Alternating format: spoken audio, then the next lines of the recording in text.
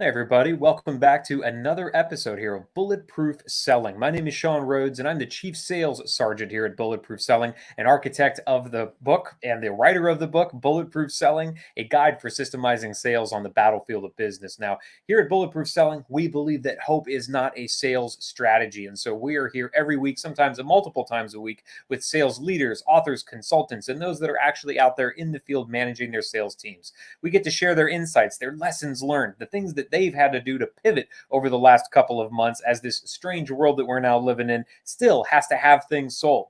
As a great saying goes, hey, nothing happens until something is sold. Our guests know a lot about that and how to do it well, how to do it in a system, most importantly. My commitment is that of every one of these episodes, we're going to build a sales system with our guest that you can use immediately, no matter the size of your team or the size of your goals. So it's my pleasure to welcome someone onto the show who's actually the first person that I've been able to welcome on that has the same last name that I do. I don't think we're related, but we'll find out. Jessica Rhodes, welcome to Bulletproof Selling.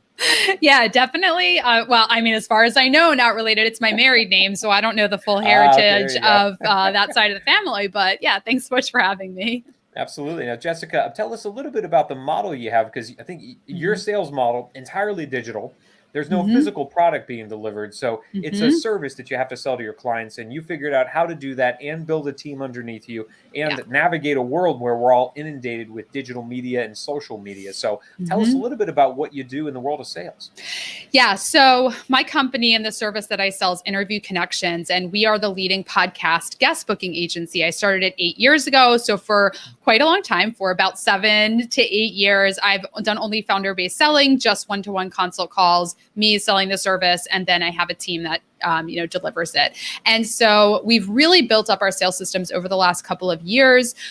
We have a social selling sales model where we do a lot of direct messaging with leads. We deliver free masterclasses and virtual trainings.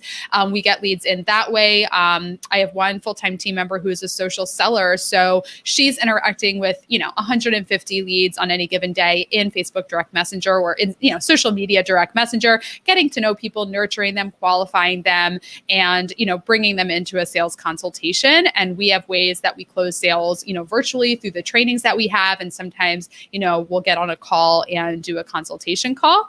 And then we also have a full sales system within the service delivery side of our business. So it's not just salespeople closing sales, but it's also we have a client care department that is renewing clients, right? So when they're finished up their initial contract, they're having a conversation and we're closing renewal sales. We're closing upsales into our coaching offers and our mastermind program.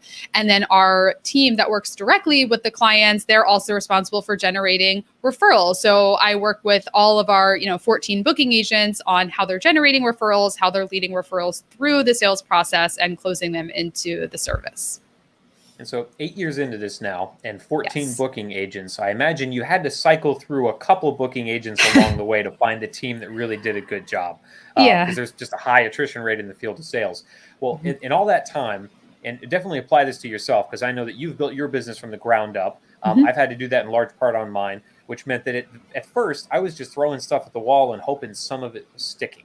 And then started to figure out, hey, what is working? How do I get that into a process that I can just execute every day and hopefully get better and better results? So in your time in this business, where have you seen salespeople rely on hope a little more than they should in driving those meetings and getting your guests booked on podcasts? Oh, that's such a great question. And an interesting, distinction that I want to draw for the listeners is, so we have our booking agents that are in a sales role because they're selling a guest, right? They're reaching out to hosts saying, I have this guest for your show. So they're not exchanging, funds for that. It's like selling this type of guest. But then we also have the part of our sales system where we're actually selling our service, and selling the service that we have. So there's really, we need sales skills in all different aspects of the business. And you're right. I think for quite a while, for most entrepreneurs, there is that aspect of like throwing spaghetti at the wall. And then especially in this business where we were the first podcast booking agency to market. So we didn't have any businesses to really model ourselves after. We would look at PR agencies or like, maybe we do something like that, but I just couldn't wrap my head around like people paying us $5,000 a month and not telling them we would do anything, like having there be no guarantee. I'm like, I can't do that, So there was a lot of throwing spaghetti at the wall in terms of like figuring out the right structure and the right model. And then with the sales systems, I mean, I did one-to-one consults just basically with referrals and people that found me from podcast guesting and word of mouth and through Google searches. And then it was at the end of 2019 that we implemented launches and started live launching and building up a Facebook group and like bringing people in through direct messenger. And that really helped us scale, to 7 figures and now multi-7, because we have a predictable sales system that we can, execute on.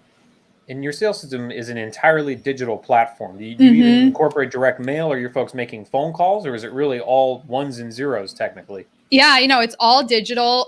We used to go to conferences and, have booths and be at the trade show floor and different conferences and speak. Obviously, with COVID, that all shut down. And since we were found, how we could grow without doing conferences, we have a hard time justifying why will we go back. I mean, there are certainly events that we want to go to when it's safe to do so, but we really are able to grow without being face-to-face. As far as direct mail, we haven't done that. Back in the day, I used to send a monthly newsletter to my clients because my father is like a guru in newsletter marketing. His name is Jim Palmer. And so he has a whole business, been doing it for, 15, 20 years, newsletter marketing. So in the beginning, I did send out a customer newsletter, like paper in the mail, but I haven't done that for a while. And so in the digital world where we're all inundated with direct messages, Facebook, LinkedIn, I mean, you name it, if there's a way to leverage direct messaging, I probably get a dozen or so a day, if not more. Yeah. How do your salespeople learn to cut through the noise and actually get people's attention, provide value, and make it seem like this wasn't just one of 10,000 messages that you copied and pasted into, your platform or your system? What's your folks' strategy for actually getting engagement out of customers? Because a lot of salespeople trying to use digital marketing, LinkedIn, social media, Facebook, falling flat, because I see it every day. Tell us a little bit about how you've managed to crack that code. Yeah. So it's a lot of training on social selling, right? It's not just taking a message, copying and pasting and blasting it out. You really do need to look at each individual person as a person and get to know them. So, I work closely with our team on how to send a message. Who are you sending it to? Why are you sending it? Because, DMs can be just that spray and pray, just let's send the same message to everyone.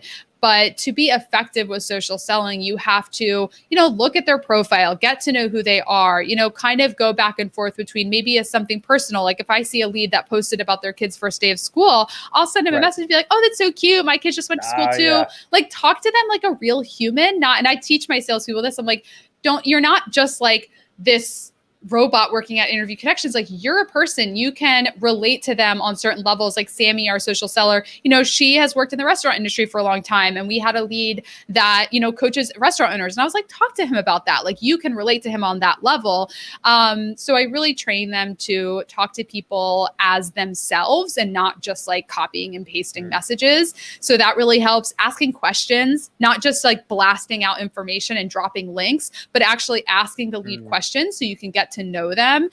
Using voice messages too, like on Facebook, and I think on basically every platform, at least on mobile, you can send an audio message and they can hear your voice. And that helps tremendously because it really personalizes the interaction. It doesn't look like you just use some, software to blast out a ton of messages. Right. I love the idea of getting to know your prospect a little bit before you reach out. So for many of us in different industries, just working with a client on this morning, actually, here's a list of the 24 things that we might want to know from one of our prospects. Some of it we can find on LinkedIn. Some of it we can get through public records. Some of it we can look on industry websites, association websites to find, what circles do you run in, and coming to the conversation armed a little bit with not just, hey, I think you do this, and I think you're in this size of a company, and you maybe have these challenges, but being able to show up with a little more certainty. So what are the things that your folks are trained to look for as they're scanning profiles online, on Facebook, on LinkedIn? How do they know that somebody might be a good fit for what you do, either by industry, job title, size of company, all of that stuff? How do they figure that out? Yeah, so we have set up what our pillars of qualifying are, right? So we train our team on what makes an ideal client, what are the industries, the business models, the approximate revenue size, and we train them on what to look for to figure that out. So we know that with our price point being, premier in our industry, it's probably not going to be entrepreneurs that are just getting started or just got their first client. They won't be able to afford our service, which is really designed for entrepreneurs that are more established. established. So we say, okay, look, have they been speaking before? Have they been interviewed before? Do they have like any as seen on logos? How many team members do they have, right? Because if you could estimate that one full-time team member is about at least 100,000 in revenue. So if they've got 10 team members, you could estimate like they're a pretty strong business. So you can look for that stuff. We look for, have they invested in a similar product or service before? History repeats itself, right? So if you can see, you might ask them a question. Oh, I see you have a podcast. Are you working with someone to edit your show? That'll tell you if they're paying somebody to produce their show. Are they investing in their visibility and their content? So asking questions that are conversational, not like interrogating them, but through these questions, you can get information that's going to help you get to know them, understand what do they value, what have they bought before, are they currently investing in their business, or have they done everything? Like if somebody's grown completely organically, they've only gotten referrals and word of mouth, they've never had to pay for a lead. So are they going to start paying for a lead now? They might, but it might be a harder sale to close. Oh yeah, for sure. I love it. And so the idea being that your folks are showing up knowing, here are the things that I need to know. Some of that's going to be available just by finding out, hey, do they participate in the thing that I'm trying to get them involved in? So for salespeople out there that aren't, selling podcast guest appearances, which is, probably most of the market. I know you're dealing with a very specific niche. It's all about, hey, are they involved in the brand that I'm involved in, the industry? Are they active in anything? Are they pursuing the same goals that I know a lot of people in their situation would be? And for a lot of companies, that might just be growth. It might be market expansion. It might be, how can I make my business a saleable asset because I'm getting ready to retire here. So for all the salespeople out there thinking about how this might apply to me, those are the basic things to look at. Now, really curious to answer this next question, Jessica. Where do you folks track all of this information? Is it inside of a CRM? Is it a sheet of paper? Is it a notebook? How do they do it? Oh my goodness. Well, I want to make one comment before, and then I'll answer that question. So the other thing to really look at is, does the lead understand the value of what you have? And I want to say this because a lot of our clients are in the same boat as us, where most of our clients have never bought podcast booking before, right? So we find that educating them on why and how it works and how they can get results is super important. This is common for people that do certain kinds of health coaching that is like, very innovative. You have to educate your market. So I just want to kind of add that in there, that educating your leads on why you do, how it works is going to really help you in the sales process. Now, CRM. Okay. So we went from having no system to having an okay system to having a system I feel really good about now. So we, I remember like years ago when I was the only salesperson, well, who do I have to report to? No one, right? So I just like had no system at all. It was a mess. And then we started, okay, we really need to track our leads. So then we would have some Google spreadsheets, right? Where I'm like writing down the leads and who I'm talking to and all of that. Then our spreadsheets got a little bit more advanced and, a little bit better. But then we would have, thousands and thousands of leads, and the spreadsheet there was a new color coding every other month. It was a mess. And we were like, this spreadsheet is triggering me. I cannot look at it anymore. It's not helping. It's hurting. So we moved to HubSpot, and I'm in love with it. I love HubSpot. We just upgraded to their sales. We were with just the basic level for a while, and now we have the Sales Pro, which allows us to have multiple pipelines. So our booking agents have a pipeline for their referrals in different stages there. Our client care department has a pipeline for renewing clients, et cetera, et cetera. So utilizing HubSpot, there's so many different properties you can fill out. So we literally tag clients. If they're an A lead, they have like told us they want to buy, but it's not the right time yet. If they're a B lead, they're interested, but haven't made that, so we are tagging them and qualifying, leaving notes in their profile. So we can always go back and see what was the last conversation, what's the status on them. So HubSpot and pipelines is the answer. And it's been really, really helpful. And we could probably spend a couple of hours talking about each of those, the CRM and building a pipeline within it, because they're both so valuable for any salesperson. But let's I want to keep this in the realm of the digital, because it's rare that we get someone on the show that has a completely digital product offering where you might not actually pick up the phone and talk to someone until really, the moment of purchase almost. So if we're dealing with using a CRM to track properties, I've identified here are the things that are good to know about a prospect online. Imagine that can look like a digital checklist. In the CRM that I use, I can program fields at the top of every account to be able to say, what is the budget? When's the last time they bought something like this? Who did they use in the past? What does that person charge? What's their price range? So I step into every conversation, even if it's immediate. Phone rings, I pick it up, I pull up, Jessica Rhodes' profile, and I know all that about you because I've got it entered in already. Is that something like what your salespeople are doing now, so they can pick up conversations pretty quickly? It sounds like you're doing it better than we are, but I'm taking Oh, notes okay. in my head. No But worries. we're getting there. I think Okay. we've been using HubSpot for a couple of months, and literally I just implemented a workflow automation. So when a lead comes into the website, there's a series of emails they're getting right away versus waiting for the salesperson.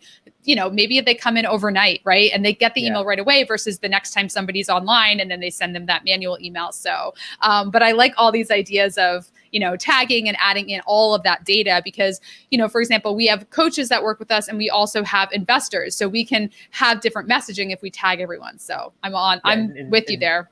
And making things customized. Yeah. We talked about customized messaging, but making things customized as far as the way that we're storing this information by type of prospect is absolutely critical.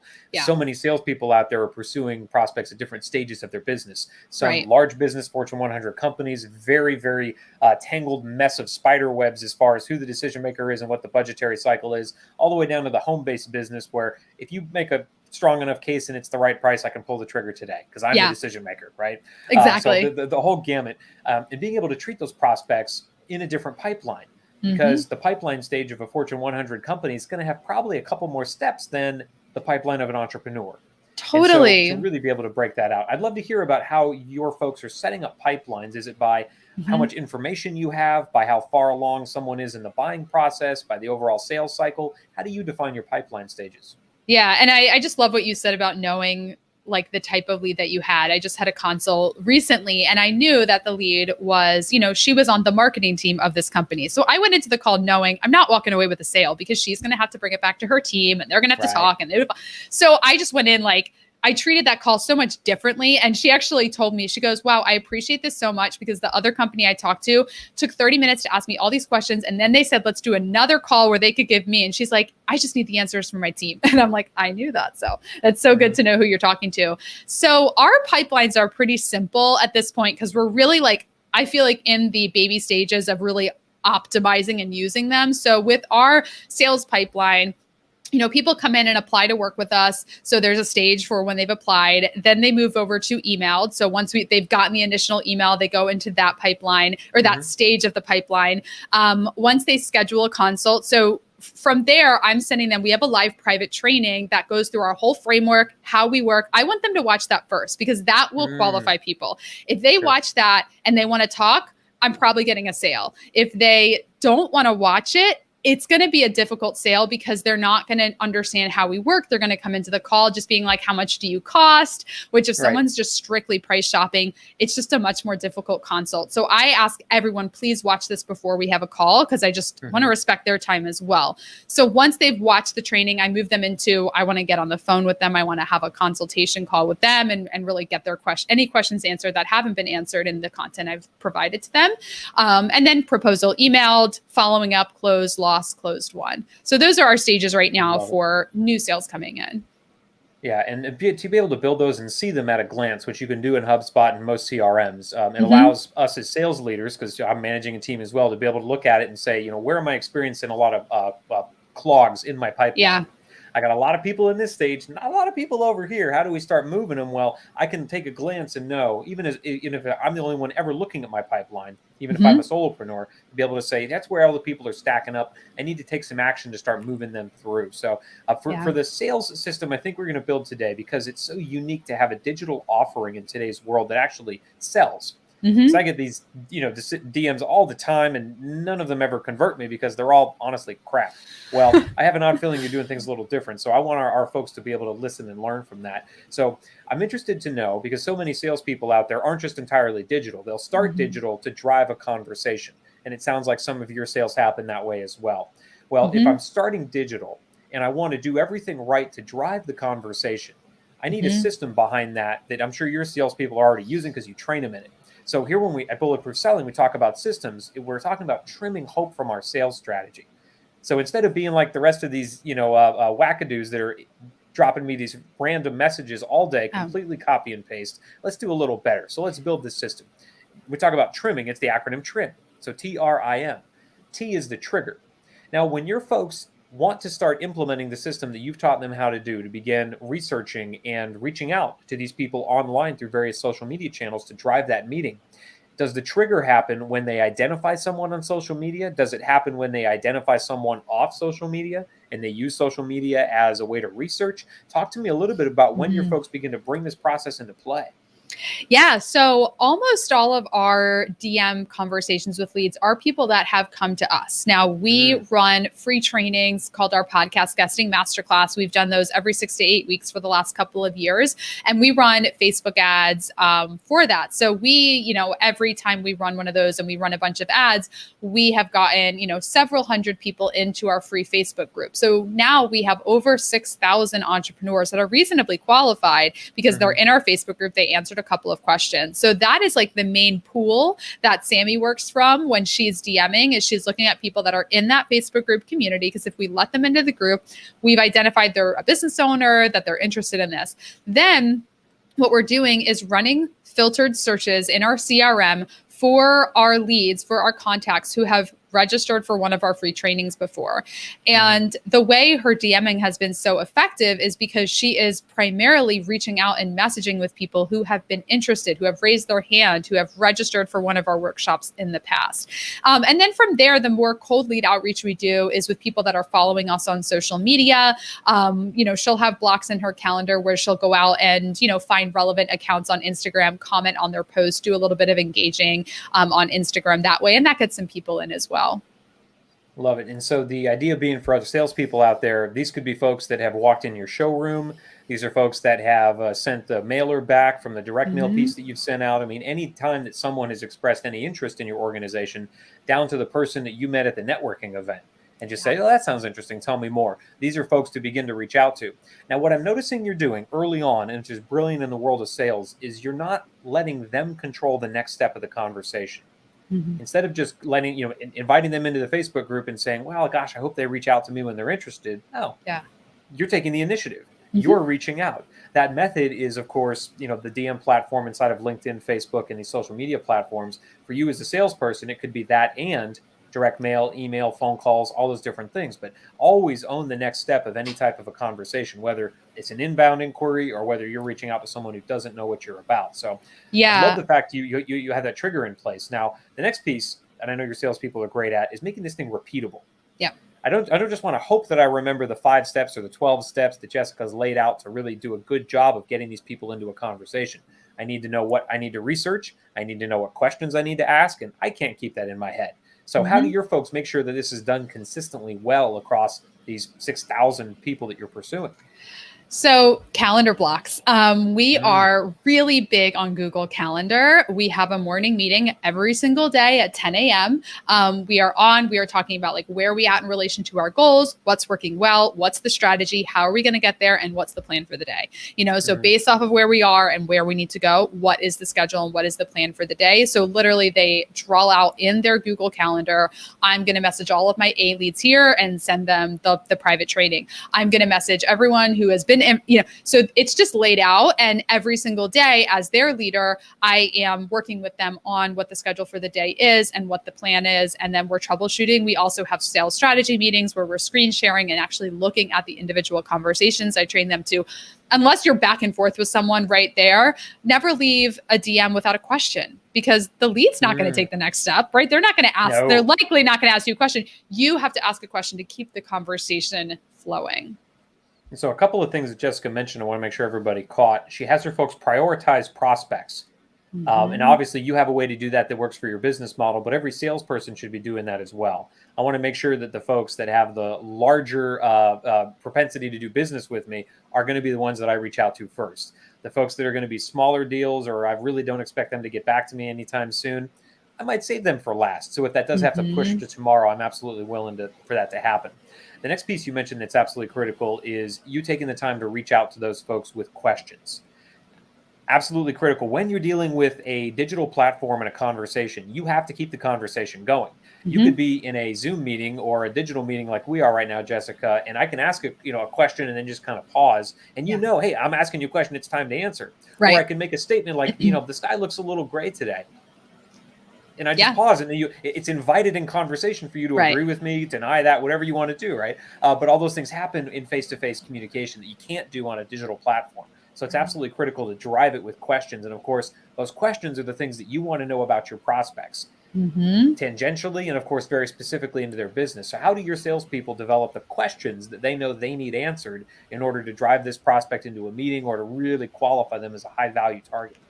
Yeah, I mean, it's really come from training. I work with them directly on it. We've learned a ton about social selling from Kelly Roach and the Unstoppable Entrepreneur Program. They are really the leaders in the social selling format. So we've gone through like boot camps with them to learn we actually created a DM tree for their coaching. Nice. So we say, okay, you ask this question. So we have, for each pillar of qualifying, we have several questions that you could ask to help do they have historical buying decisions that would relate to this? So we've actually pre-written a lot of questions that they can pull from. So that's all in a Google Doc. And then of course it's that, sales strategy 1-to-1 where we're on Zoom, screen sharing, look at that conversation, say, okay, ask them this. Okay, why don't you say this next? All right, let's look at their Facebooks. What's the last thing they posted? Oh, they haven't posted anything in a year and a half. I actually don't know if they're in business anymore, So we're looking at that. And it's really, a lot of times it comes down to case by case, what's going on with that lead, what's the right question to ask them. Yeah, and a lot of these folks, of course, are really benefiting from what I would consider a call review, but it's a message review. Right, it's the same idea. Yeah, let's look at the flow of this conversation. Here you said that, it might have been better said this way, or more than often than not, when I'm doing call reviews for my salespeople, I think to myself, well, that was brilliant. I never even thought to say anything like that, but let's begin capturing that and using it all the time, because that's how great it was. So it's a great method to use. So we've got making it a trigger, right? When you're getting ready to reach out, when you get that inbound lead, when you're getting ready to pursue prospects, got making it repeatable. The I in trim is making this thing improvable. So any system that stays static is by its definition going to start to rust, decay, all kinds of bad stuff. The way that you would do this in 2018, 2019 probably looks a little different than the way you're doing it today, when most people are entirely digital, or they're just beginning to be in that hybrid mode again after the pandemic sent a lot of us home. So how do you make sure that your folks are making this improvable? We talked about the message reviews. What else are you doing? Yeah. So we do a lot of mindset coaching as well, a lot of mentorship. I have a one-on-one every week with my direct reports. That's not just like, hey, let's look at your DMs and your calls. It's more like, how are you doing? Because what I find is that when people are stuck in messages or they're stuck in a call, it's often not because they don't know the right thing to say. They've been trained, they have the frameworks, they have the sample questions, but it's that they second guess themselves and they get in their head, and there's mindset blocks and there's energy blocks. So it's actually kind of taking a step back and looking at the big picture, checking in with where they're at. I mean, we're all salespeople here, right? We know that like our personal stuff can affect how we are in a sales conversation. So it's also just making sure that the team is really taking care of themselves. I'm always giving like book recommendations to my team. I just recommended and finished reading Breaking the Habit of Being Yourself by Dr. Joe Dispenza. I highly recommend that for everyone, because it really gets into, how you can create the future you want to create, not just have it be based on your past. So really doing that like mindset work is what can help people perform at a high level, right? Have that high performer mentality. Very nice. Very nice. All right. So we've got the trigger, making it repeatable, improvable. Now the final piece of this is the M, which is measurable. How are you measuring the effectiveness of your digital outreach to know that it's getting you the results that you want? Because I imagine driving a bunch of meetings won't do you a lot of good if you're driving meetings with unqualified people. So they got to be qualified. They got to have all the attributes of a really good prospect. Get them into a meeting, much higher chance of closing. But what are you tracking with your salespeople to make sure that they're using the script flows, the information, the research, and of course, keeping the conversations going with these questions?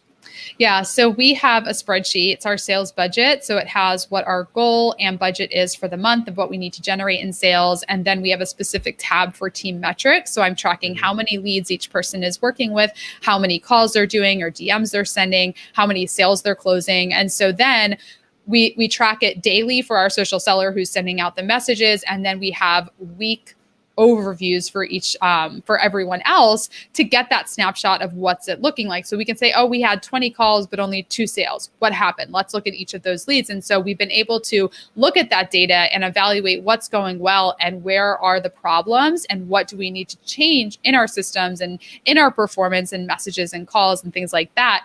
To improve the results. So it really just comes down to tracking all of the metrics and the data and then looking at on a day-to-day, week-to-week, and month-to-month basis.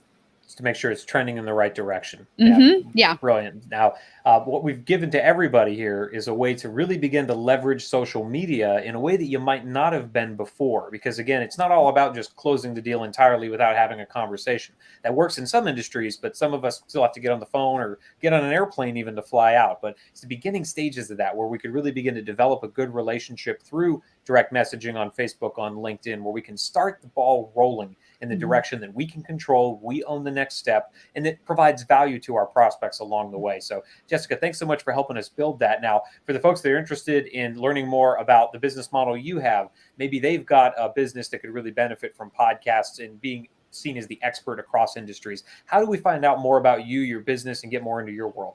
Yeah, so interviewconnections.com is where you can find all the information about our services and our program. If we are running a free workshop, you'll see that right at the top of the website. We put a banner right at the top. So regardless of when you hear this and when you come to our website, you'll find everything that you're looking for at interviewconnections.com.